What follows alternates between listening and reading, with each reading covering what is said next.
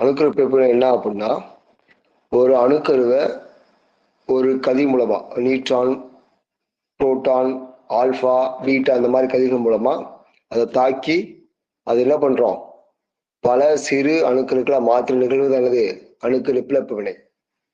இது சிம்பிள் தான், ரொம்ப இது கிடையாது, சிம்பிள் தான். ஸோ அதுக்கு மீனிங் பார்த்துருவோம். அணுக்கரு பிளப்பு வினை என்பது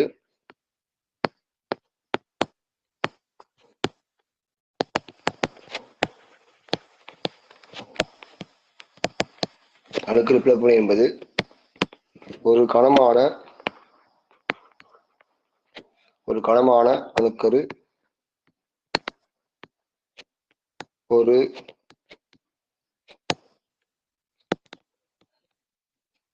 நியூட்ரானை உறிஞ்சி பின் 2 அல்லது அதற்கு மேற்பட்ட சிறிய அணுக்கருக்களாக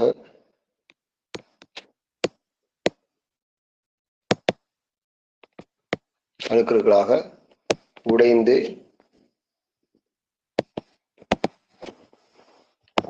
அதே சமயம் நியூட்ரான்கள்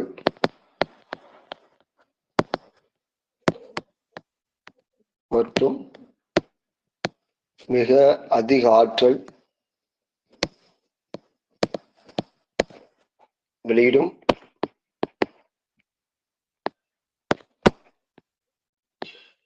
அணுக்கரு வினையாகும். ஒரு கனமான அணுக்கருவை ஒரு நியூட்ரான் கொண்டு தாக்கி அந்த கனமான அணுக்கரு வந்து நியூட்ரானை உறிஞ்சி அது என்ன பண்ணும், 2க்கு மேற்பட்ட சிறிய அணுக்களாக உடைந்து அதுல இருந்து என்ன வெளிப்படும், நியூட்ரானும் மிக அதிக ஆற்றல் வெளிப்படும். இந்த ப்ராசஸ் பேரு அணுக்கரு பிளப்பு. ஓகேங்களா?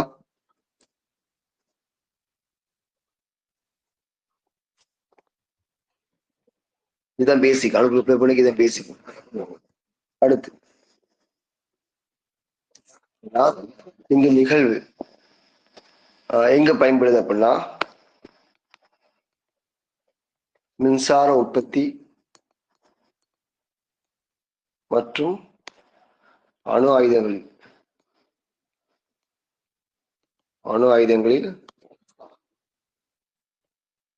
இப்பிளப்பு வினை பயன்படுகிறது. தெரிஞ்சதுதான். மின்சார உற்பத்தி முக்கியமா இந்த அதிகமான ஆற்றலை பயன்படுத்தினா நமக்கு வந்து மின்சாரத்தை உற்பத்தி பண்றாங்க. அது மட்டும் இல்லாம அணு ஆயுதங்கள்ல போர்க்காலங்கள்ல இந்த அணு ஆயுதங்கள்ல என்ன பயன்படுத்துறாங்க, இந்த அணுக்கரு பிளப்பு வினைய பயன்படுத்துறாங்க. புரியுங்களா? ஓகேவா?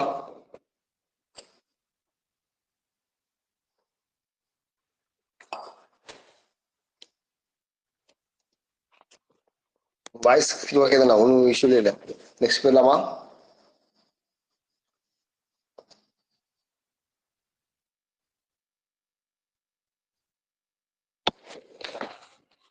அடுத்து யார் இதுக்கு ஃபர்ஸ்ட் கண்டுபிடிப்பு, அதாவது இந்த அணுக்கரு பிளப்பு ஃபார்மட்ல யார் கண்டுபிடிச்சது அப்படின்னா,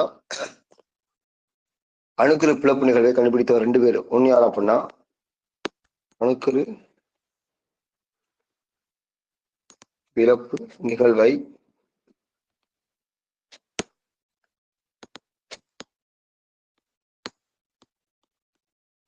கண்டுபிடித்தவர்கள் ஒன்று ஓட்டோ ஹான்,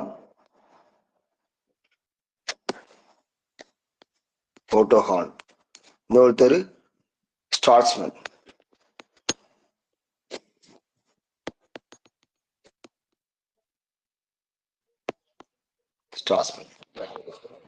அப்படின்னா ஃபர்ஸ்ட் அணுக்கரு பிளப்பு அப்படின்ற அந்த ப்ராசஸை வந்து இனிஷியேட் பண்றாங்க, கண்டுபிடிக்கிறாங்க.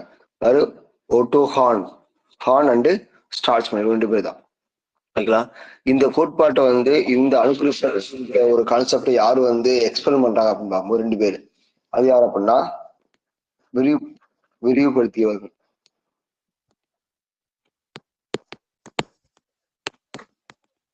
விரிவுபடுத்தி யார் அப்படின்னா வெயிட்னர். அடுத்து ஓட்டோ ஃபிட்ஸ்.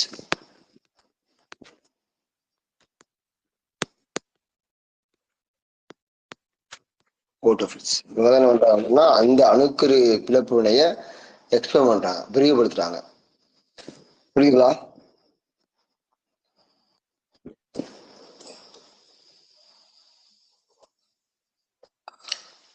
அடுத்து அணுக்கரு பிளப்பு எப்படி நடக்குது அதை பார்க்க போறேன். சொல்லிக்க, ஒரு கனமான அணுக்கருவை ஒரு நியூட்ரான் கொண்டு தாக்கி அதெல்லாம் ஒன்றான் இரண்டுக்கு மேற்பட்ட சீரணுக்களாக மாற்றும் நிகழ்வு.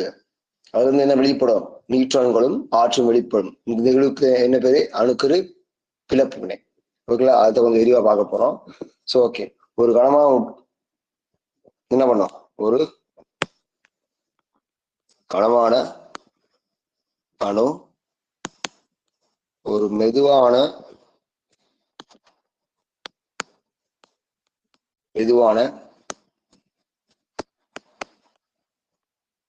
நியூட்ரானை உறிஞ்சும். அந்த நியூட்ரான் உறிஞ்ச பிறகுதான் அந்த கனமான அணு எப்படி மாறும்? 2 அல்லது மேற்பட்ட அணுக்களா மாறும். ஓகேவா?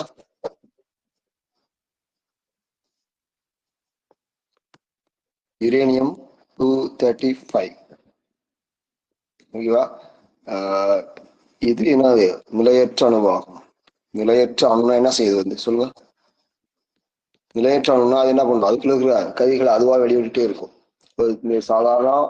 சாதாரண ஒரு நியூட்ரானை கொண்டு தாக்கும் போது அது ஈஸியா என்ன செய்யும்? 2 அணுக்களா பிளவுபடும். எது? 235 அப்படின்றது. ஓகேங்களா? இது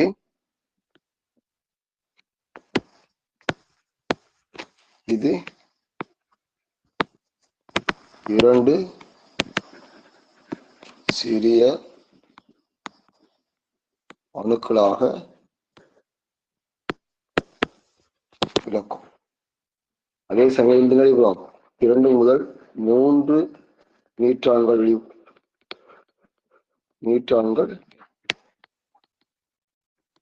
வெளிப்படும். மிக அதிக வெப்ப ஆற்றல் வெளிப்படும். அதாவது முக்கியம் இந்த கேட்டிருக்காங்க. 235 நம்ம வந்து நியூட்ரான் கொண்டு தாக்கும் போது அங்க உருவாகக்கூடிய நியூட்ரான் எண்ணிக்கை அளவு கேட்டிருக்காங்க. அப்ராக்சிமேட் பார்த்தா 2.5. ஸோ 2 முதல் 3 நியூட்ரான் வெளியே வரும். கரெக்டான செய்யணும் அப்படின்னா 2.5 அளவு என்ன உருவாகும் அப்படின்னா நியூட்ரான்கள் அணுக்கரு பிளப்பு வினை நடந்து முடிச்ச பிறகு வெளியிடப்படும். ஓகேவா? ரியாக்ஷன் ஆகும். Reaction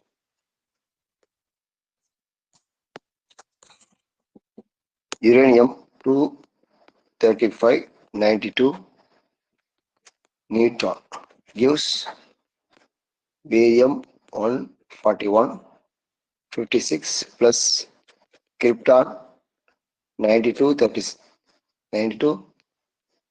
36 plus 3 neutron plus energy. இதுதான் இந்த அணுக்கரு பிளப்பு வினை.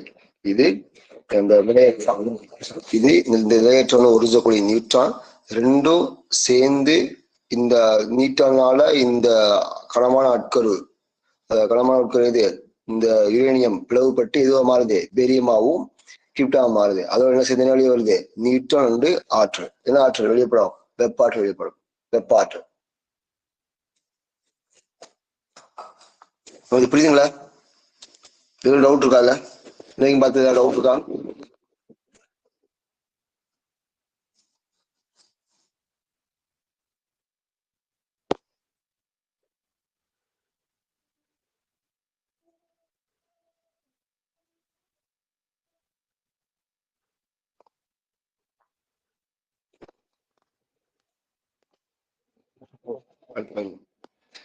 நீங்க கேட்டதான் எனக்கு தெரியும். நீங்க பேசினாதான் கொஞ்சம் டவுட் இருக்காது தெரியும். நீங்க மயக்கமே பேசுங்க.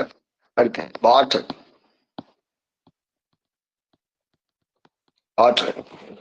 என்ன சொல்ல அப்படின்னா இங்க இருந்து ஆற்றல் முக்கியம் வழிபடும். இந்த ஆற்றல் தான் முக்கியம். இந்த ஆற்றல் என்ன பண்றாங்க? மின்னாற்றலாகவும் அணு ஆயுதங்கள்ல ஒரு கருவியா பயன்படுத்துறாங்க. இந்த ஆற்றலை தான். அந்த ஆற்றலை பத்தி பார்ப்போம். அணுக்கரு பிளப்பு வினையில் அணுக்கரு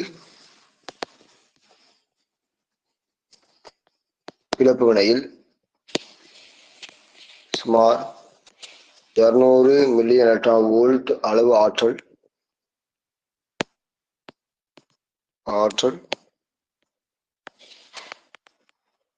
வெளிப்படும். ஓகேங்களா? இது முக்கியம். இதுல ஒண்ணுல கேட்கலாம். புரியுதா? அப்ப இங்க ஆற்றல் வெளிப்படும் வெப்பாற்றல் உருவாகும். அந்த வெப்பாற்றல் அளவு என்னது? 200 மில்லியன் எலக்ட்ரான் வோல்ட் பண்றது. அடுத்து என்ன வகையான பிளப்புகள் இருக்கு? பிளப்பு வகைகள் என்ன வகையான அணுக்கரு பிளப்புகள் இருக்கு பார்க்கும்போது, அதாவது ஒண்ணு என்ன அப்படின்னா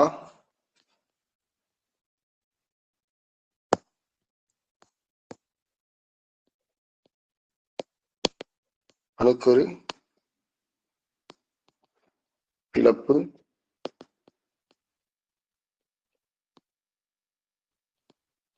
வகை. ஒண்ணு என்ன பண்ணா தானாக நடக்கக்கூடிய ஒரு பிளப்பு, அதாவது ஸ்பான்டேனியஸ் ஃபிஷன்.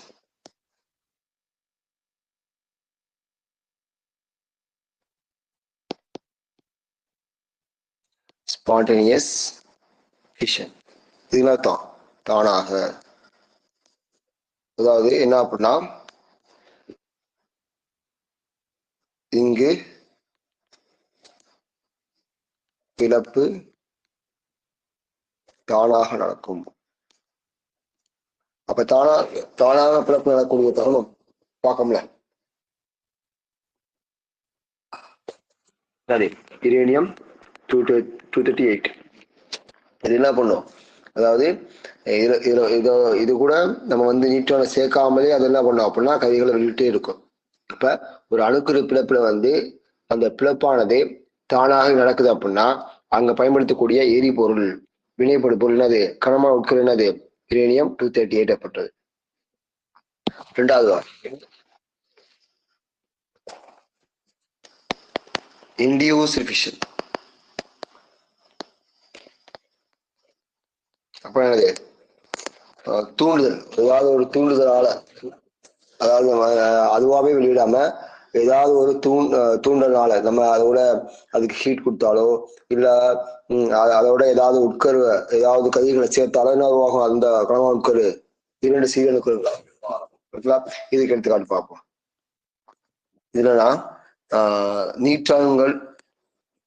நியூட்ரான் தாக்குதலால் ஏற்படும். நியூட்ரானை தாக்குதல் மூலமா என்ன பண்ணும்? அந்த யுரேனியம் 230, அதாவது அந்த எரிபொருள், அந்த வினைப்படு பொருள், அந்த கனமான உட்கரு எப்படி மாறும் அப்படின்னா ஒன்றுக்கு மேற்பட்ட உட்கருக்களாக மாறும் நிகழ்வு. அது இண்டியூஸ்டு ஃபியூஷன், அதாவது தூண்டுதலால்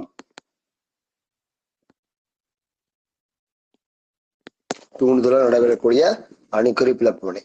இதுக்கு எடுத்துக்காட்டு என்ன பண்ண? Uranium 235, plutonium 239. இதெல்லாம் பார்த்தீங்கன்னா இது என்ன பண்ணும்?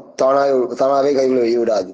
ஒரு குறிப்பிட்ட அளவு தான் வெளியிடும். அதாவது அந்த 200 மில்லியன் எலக்ட்ரான் வோல்ட் ஆற்றல் உருவாகிறதுக்கு இது என்ன பண்ணாது? கதிர்களை வெளியிடும். ஆனா அந்த அளவுக்கு ஆற்றல் வெளியிடுற அளவுக்கு கதிர்கள் வெளியிடாது. அப்ப என்ன பண்ணணும்? அப்படி இதை வந்து நியூட்ரான் கொண்டு தாக்குறது மூலமா என்ன பண்ணலாம் அப்படின்னா இதை வந்து பல உட்கருக்களா மாத்தி அதுல என்ன செய்யலாம்? அதிக ஆற்றலை வெளியேற்றலாம். புரியுது?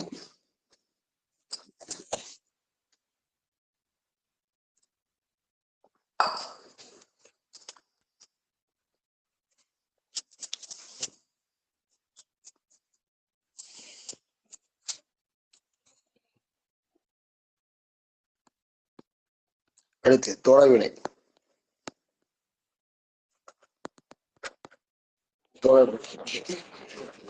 தொடர்வினை என்ன அப்படின்னா கண்டினியூஸா ரியாக்ஷன் நடந்துகிட்டே இருக்கும். ஒரே ஸ்டெப்ல கிடையாது, மல்டி ஸ்டெப்ல. எக்ஸாம்பிளா பாருங்க. இப்ப எக்ஸாம்பிள் யுரேனியம், இது யுரேனியம் 235 ரியாக்ட் வித் நியூட்ரான் என்ன ஃபார்ம் ஆகும்? ரேடியம் ஃபார்ம் ஆகும், அதோட கிரிப்டான் ஃபார்ம் ஆகும், பிளஸ் நியூட்ரான் ஃபார்ம் ஆகும். இதோட பேரியம் கிரிப்டான் பேரியம் ஃபார்ம் ஆகும், பிளஸ் கிரிப்டான் ஃபார்ம் ஆகும், அதோட சேர்த்து ஹீட் ஃபார்ம் ஆகும், அண்டு நியூட்ரான் 3 நியூட்ரான் ஃபார்ம் ஆகுமா, நியூட்ரான் இந்த மாதிரி ஃபார்ம் ஆகுமா. இந்த 3 நியூட்ரான் என்ன பண்ணும் அப்படின்னா இன்னொரு அது உள்ள இருக்கிற அந்த யுரேனியம் 235 ரியாக்ட் ஆகும். அப்ப இது என்ன பண்ணும், இது மறுபடியும் என்ன பண்ணும், பேரியம் கிரிப்டான் பிளஸ் எனர்ஜி மறுபடியும் என்னது 3 நியூட்ரான். இது அதே மாதிரி பேரியம் கிரிப்டான் எனர்ஜி இது 3 நியூட்ரான். இது barium krypton energy and 3 neutron. ஓகேவா. அடுத்து இந்த நியூட்ரான் மறுபடியும் யுரேனியம் ரியாக்ட் ஆகும். இது யுரேனியம். இந்த மாதிரி ஒவ்வொரு நியூட்ரானும் உள்ள இருக்கிற யுரேனியத்தில் மறுபடியும் ரியாக்ட் ஆகும். ரியாக்ட் இங்க இதுல ஆகும். அதே barium krypton energy plus 3 neutron. இது barium krypton energy and 3 neutron. இது barium krypton energy and 3 neutron. அதே மாதிரி இங்கேயும் அதே மாதிரி தான். இங்க என்னது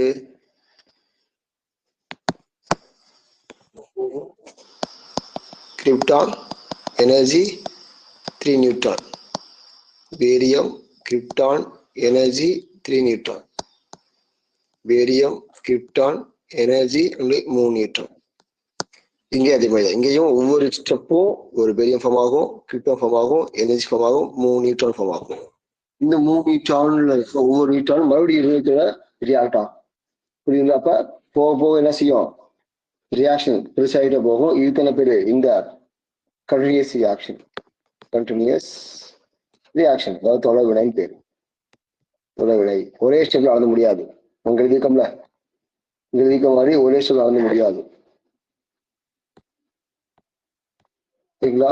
இந்த மாதிரி ஒரு ஸ்டெப் நடக்காது. இந்த மாதிரி அங்க ஃபார்ம் ஆகிற நியூட்ரான்ஸை பொறுத்து என்ன அவங்க வந்து ரியாக்ஷன்ஸ் வந்து கண்டினியூஸ் ஆகிட்டே இருக்கும். இந்த ரியாக்ஷன் அப்படின்னு பார்க்கும்போது ஆல்ரெடி கிளாஸ்ல பார்த்துக்கோம்ல, கண்ட்ரோல் டாட் கட்டுப்படுத்தும் காரணி. அந்த காரணியை பயன்படுத்தி நியூட்ரானை உறிஞ்சி நம்ம என்ன பண்ணலாம், நியூட்ரானை உறிஞ்சி அல்லது இந்த வினையோட வேகத்தை குறைச்சி என்ன பண்ணலாம் அப்படின்னா ரியாக்ஷன் ஸ்டாப் பண்ணலாம். ஆனா அதர்வைஸ் எதுவுமே பண்ணாம என்ன செய்ய முடியாது, இந்த அணுக்கு எப்பல போனைய ஸ்டாப் பண்ண முடியாது.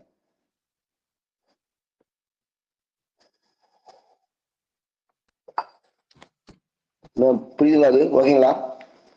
வேற மேக்கா பேசுங்க.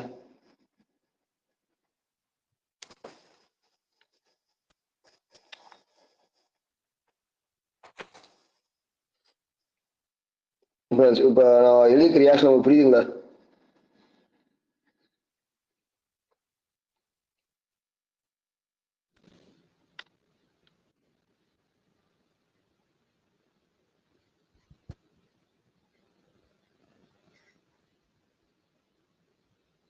நான் ஒண்ணு கேட்கறேன், உங்களுக்கு கேட்கறேன்.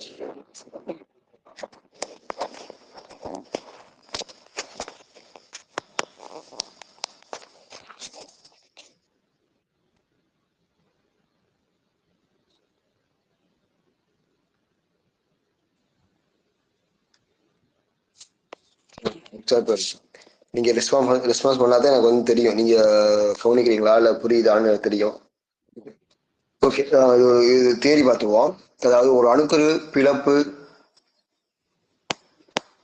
ஒரு அணு இழக்கும் போது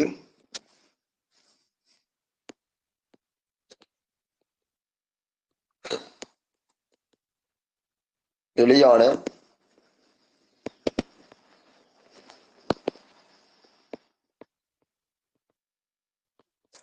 நியூட்ரான்கள் மற்ற அணுக்களை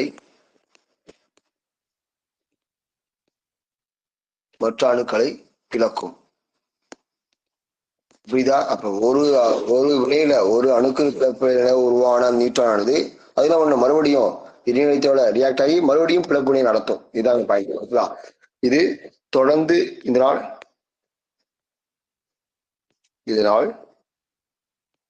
வினையானது தொடர்ந்து நடைபெறும். ஓகேங்களா. வகைகள்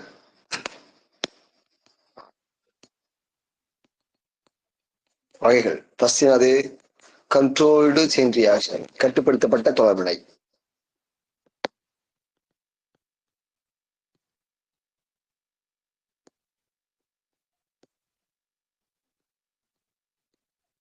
கட்டுப்படுத்தப்பட்ட தொடர்வினை. அப்ப எனக்கு இது என்ன நடக்கும்? அணுக்கள் உலையில ஒரு கண்ட்ரோல்டு அட்மாஸ்பியர்ல அந்த ஒரு அணுக்கு பிளவு நடக்குதுன்னா அது பேரு கட்டுப்படுத்தப்பட்ட தொடர்வினை. இது நடக்கும் அணுக்கரு உலைகளில்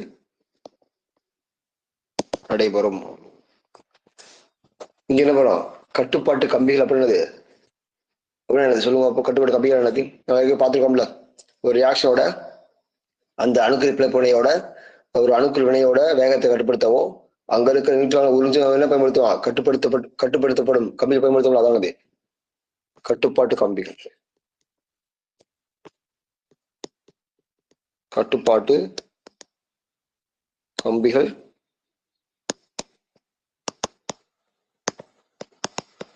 பயன்படுத்தப்படும். அடுத்து இரண்டாவது டைப் என்னது? கட்டுப்படுத்தப்படாத தொடர்வினை.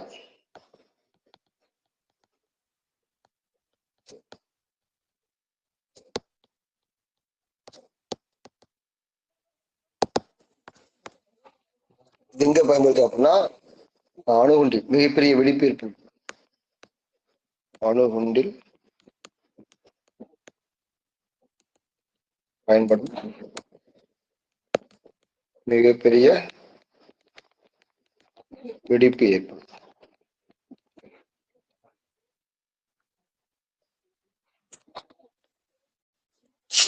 ஓகேங்களா?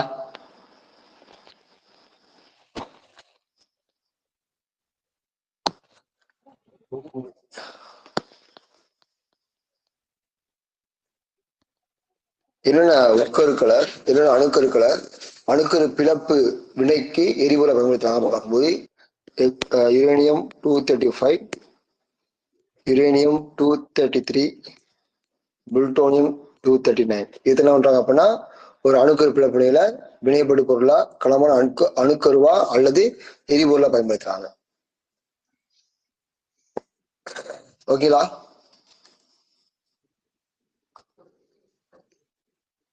Okay sir. ஓகே, அடுத்த டாபிக் என்ன கூட பயன்பாடு.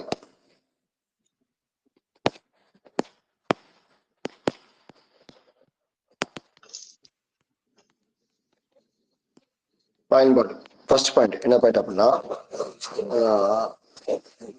அணுக்கள் உலையில எப்படி பயன்படுது? அணுக்கள் உலையில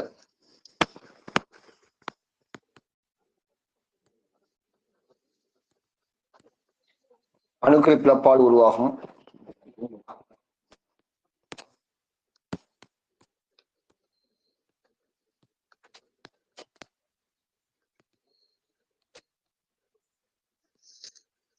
அணுக்கள் பிளப்பால் உருவாகும் வெப்பம் மூலம்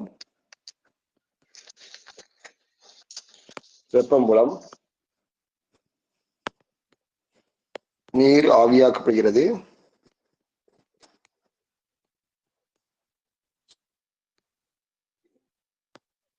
டர்பைன் சுழல்கிறது.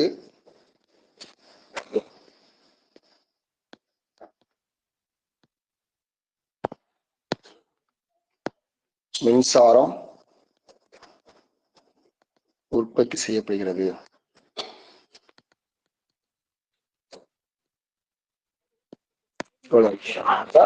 அந்த அணுக்கரு பிணைப்பு வினையில அணுக்கரு உலையில உருவாகக்கூடிய வெப்பாற்றலானது வெப்பாற்றல் என்ன செய்யறோம்? நீரை சூடுபடுத்தி நீரை ஆவியாக்குறோம். நீராவி மூலமா டர்பைன் செய்து சுழலுது. டர்பைன் சுழல்றதுனால என்ன உருவாக்குறோம்? மின்சாரம் உருவாக்குறோம். மின்சாரத்தை உற்பத்தி பண்றோம். இதானது முக்கியமான பயன்பாடு அணுக்கரு பிளப்புனை மூலமா அணுக்கரு உலைகள்ல. வேற எங்க பயன்படுது அப்படின்னா அட்டாமிக் பாம். இது தெரிஞ்சது. அட்டாமிக் பாம் வந்து அணுக்கரு பிளப்பு வினை. இப்ப எப்படி கேட்கலாம் அப்படின்னா அட்டாமிக் பாம்ல என்ன வினை நடக்குது? அணுக்கரு பிளப்பு அணுக்கரு வினைவா?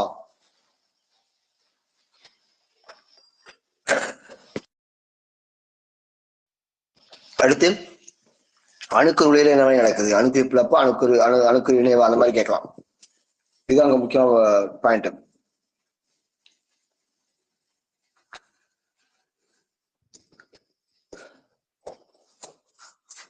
புரியுங்களா? அடுத்து முக்கிய அம்சங்கள்.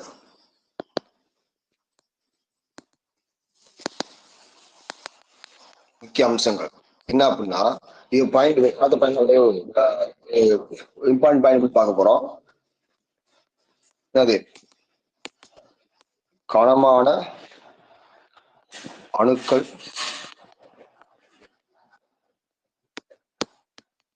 மட்டும் பிளவுபடும். அடுத்த பாயிண்ட் நியூட்ரான் தாக்குதல் தேவை.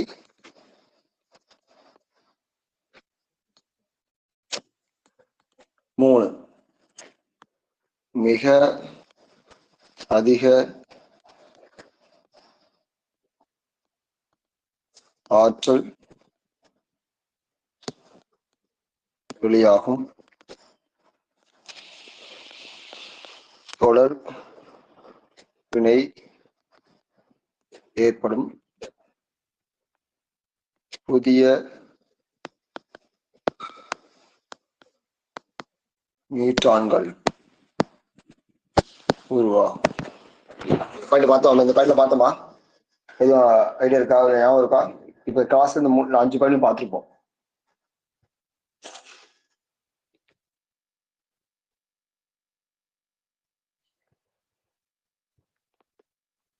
ஓகேங்களா? இதெல்லாம் அணுக்கரு பிளப்பு வினை. அணுக்கரு பிளப்பு எப்படிதான் ரொம்ப ஒரு சில பாயிண்ட் ரொம்ப முக்கியமான பாயிண்ட்ஸ் இருக்கு, அதெல்லாம் பார்க்கணும். அந்த அளவுக்கு கஷ்டமான டாபிக் கிடையாது.